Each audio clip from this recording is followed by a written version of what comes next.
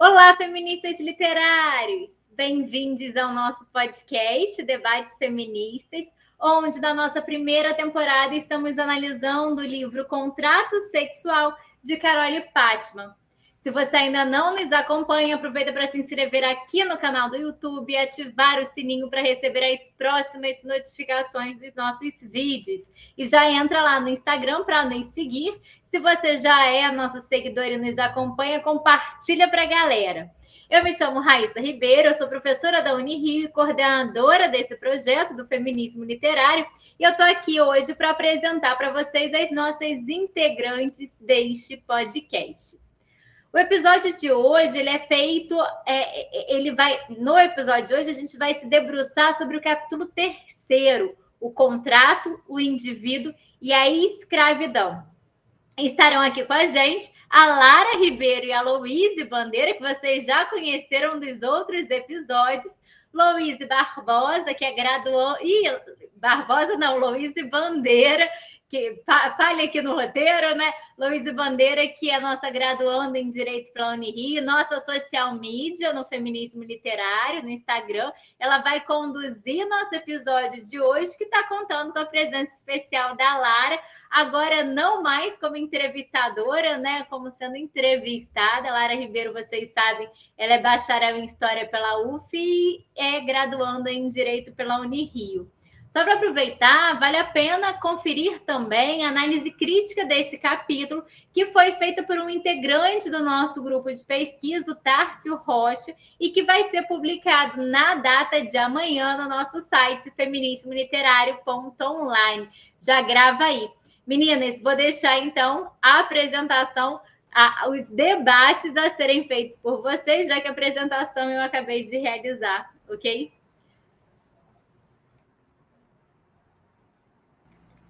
Olá a todos, sejam todos muito bem-vindos. E, Lara, eu estou muito feliz de estar aqui com você. Muito obrigada por vir. Eu que agradeço, Luiz. Obrigada pela parceria, obrigada a todos que estão nos assistindo. Eu gostaria de agradecer também ao Tássio, que ajudou, né, contribuiu muito para o tema que a gente vai debater hoje. Verdade, Lara. Para a gente entrar já no clima do nosso assunto, Lara, esse capítulo da Pattman, ele é muito interessante, porque ela está sempre avaliando, né? Geralmente ela sempre volta para os contratualistas clássicos, e ela geralmente tece críticas a esses autores, porque é como se eles tivessem uma visão meio reducionista, né? Uma visão bem masculina desse contrato original. E a Pattman, ela deixa claro que ela acha que as mulheres não nascem, elas não têm essa liberdade que os homens teriam, elas já nasceriam dentro da sujeição. Lara, você pode explicar para a gente melhor o que é esse nascer dentro da sujeição? O que isso significa para a Pattman? É exatamente isso, né? Ela sempre vai tentar trazer um pouco dos contratos, fazer uma comparação entre os contratos que existem na nossa sociedade para poder inserir a mulher neles, considerando que, para ela, a gente está falando de uma sujeição, né, feminina. Ela aborda esse tema da sujeição feminina. Então, o que é isso? Atendendo diretamente a sua pergunta, né? A partir de uma reivindicação revolucionária de que todos os indivíduos são naturalmente livres e iguais, se desenvolve a teoria clássica do contrato social, onde todas as relações sociais deveriam adotar a forma contratual, né? O ideal libertário, no entanto, ele é vendido no intuito de encobrir a real face desse contrato, que é a subordinação. A gente não precisa nem ir muito além, né, para a gente perceber que esses indivíduos não são todos livres e iguais. Eles não assinam um contrato com partes iguais. Então, os teóricos, né, os teóricos do contrato social, eles transformaram uma proposição subversiva em uma defesa da sujeição civil, tratando-se de uma estratégia política para justificar tal submissão, apresentando-a como liberdade. Na perspectiva dessas teorias, a Pattman vai comentar que o indivíduo livre e igual deve concordar em ser dominado através de um livre acordo. Ele concorda com isso, onde o contrato se tornou o paradigma da obrigação voluntária. Ora, então, a gente começa a analisar se os indivíduos devem concordar de livre vontade ou fazerem contratos para serem dominados, eles poderiam, em tese, usar de suas liberdades e recusar essa sujeição, né, que é a quem eles são colocadas, né? Por tal motivo, na época, surgiu uma grande preocupação pelos conservadores de que as teorias acabassem por mitigar seu domínio sobre crianças, mulheres, servos e trabalhadores, que, ao se verem livres e iguais, não teriam motivos para se submeterem aos outros. Entretanto, ao invés de abalar a subordinação, os teóricos do contrato acabaram por instituir a sujeição civil moderna. A exceção do Thomas Hobbes, que descreve que ambos os sexos são livres e iguais, todos os teóricos clássicos do contrato contam histórias patriarcais, insistindo que os homens têm um direito natural sobre as mulheres. Somente eles teriam aptidões de indivíduos livres e iguais. As sujeições entre homens só se legitimam através de um contrato, e as mulheres já nasceriam dentro dessa sujeição. Em todas as descrições clássicas do Estado natural, onde se destacam Rousseau, o Bacon, o Rawls e até mesmo Hobbes, o indivíduo ele é tido como o sexo masculino.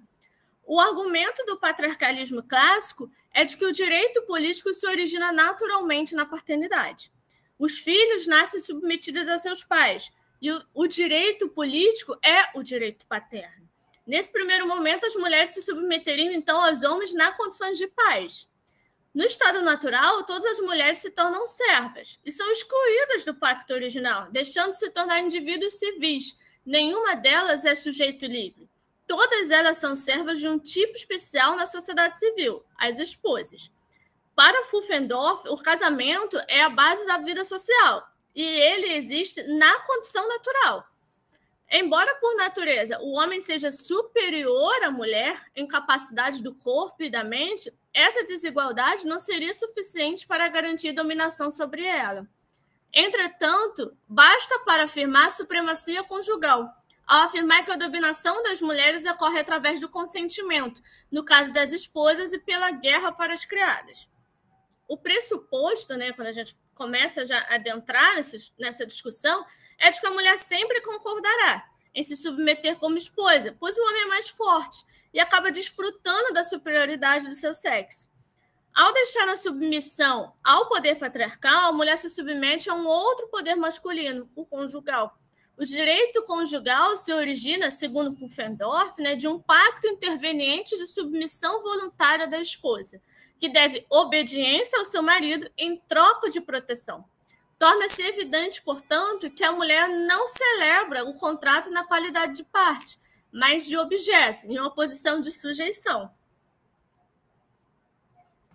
É interessante, Lara, como ela fala que as mulheres elas nunca foram um sujeito ativo do contrato, mas elas podem assinar. Então, sim, é como se elas tivessem algum... O poder é só para inglês ver, digamos assim. É só para dizer que elas têm alguma... Ah, não, você pode assinar aí.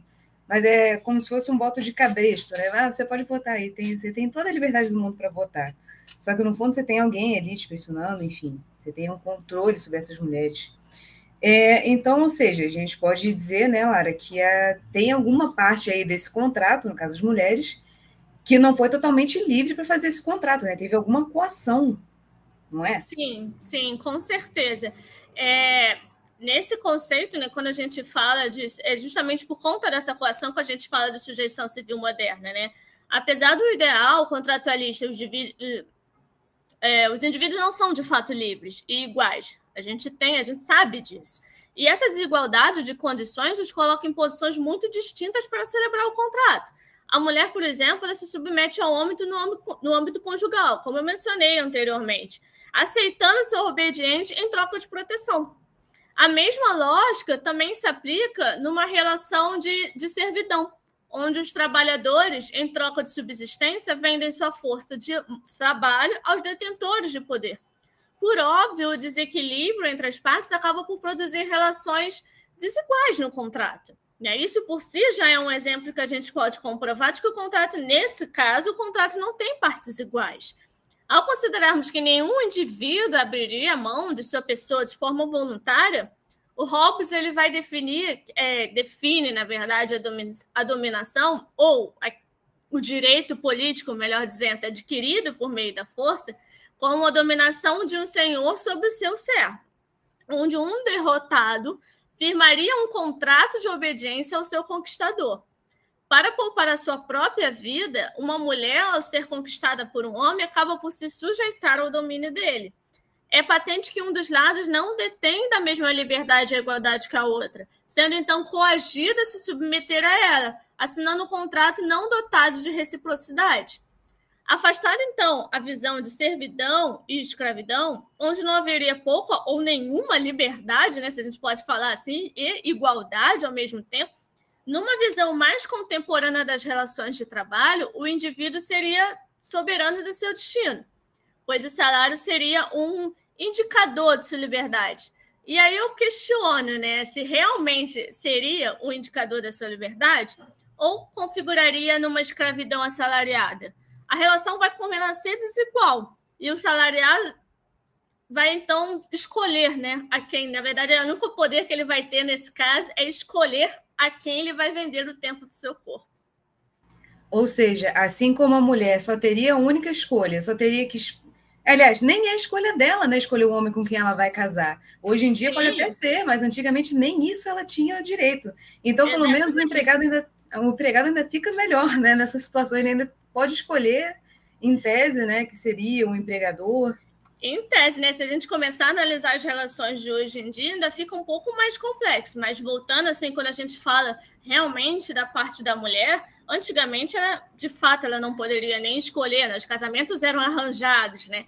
Então, a mulher já estava desde o estado natural, segundo os grandes teóricos contratualistas, né? Os tradicionais e clássicos, considerados clássicos, ela já estava desde o estado natural nessa condição de sujeição, ou seja, ela não assina o contrato social, mas ela é considerada um objeto deles, né? Uhum. E ela ainda assim, quando a mulher ela acaba de nascer, né, ela fica nesse poder, primeiro sob o poder patriarcal do pai, e aí depois, quando ela atinge a maturidade, ela fica sob o domínio do marido, né? Do marido. Exatamente. Ela não teria a livre vontade, ela só teria livre vontade, né?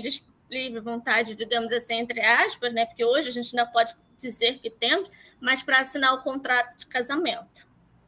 Entendi. Lara, muito obrigada pela sua explicação.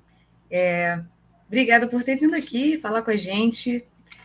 Um beijo para a galera que está assistindo, espero que tenham gostado. Esse tema é muito interessante, é sempre importante a gente voltar nisso para a gente reavaliar nossas relações, ter uma visão um pouco mais sóbria, um pouco mais distanciada do que está acontecendo, né? Uma visão mais sociológica mesmo, porque é sempre difícil, é sempre mais difuso quando você avalia uma relação de dentro, né? Você está vivendo uma relação, você está avaliando aquela relação, é difícil.